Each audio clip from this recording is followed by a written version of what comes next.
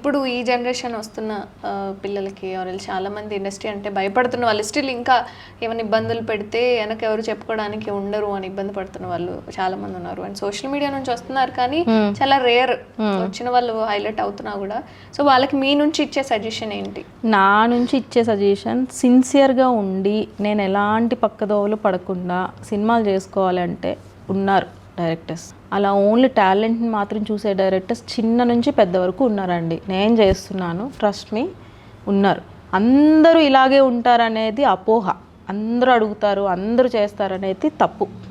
కొంతమంది అడుగుతారు, కొంతమందికి సినిమా అంటే పిచ్చి, సినిమా అంటే ప్యాషనేట్గా ఉన్న వాళ్ళు ఇదే కావాలని అడుగుతారు.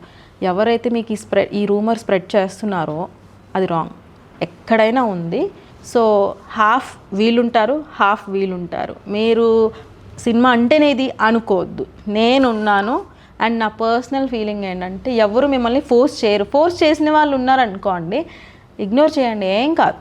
అడుగుతారు, మీకు నచ్చితే చేయండి, మీకు నచ్చలేదు, లేదు నేను నీట్గా వెళ్ళాలనుకుంటున్నాను, సింపుల్గా చేసేయండి. లేదు సార్ నేను ఇది కాదు సార్ అని చెప్పండి.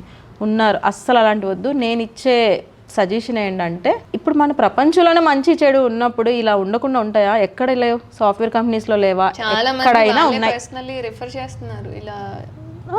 ఎక్కడైనా ఉన్నాయి. కానీ నేనేం చెప్తానంటే మంచిగా వెళ్ళిపోదాం, చెడ్డగా వెళ్ళాలని అవసరం అయితే లేదని నా ఉద్దేశం అండి. ఒక్కొక్కరికి ఒక్కొక్క ఇది ఉంటుంది. పర్సనల్గా నాదైతే నేను స్మైల్ ఇచ్చి తప్పుకుంటా. నో సార్, ఇంతే.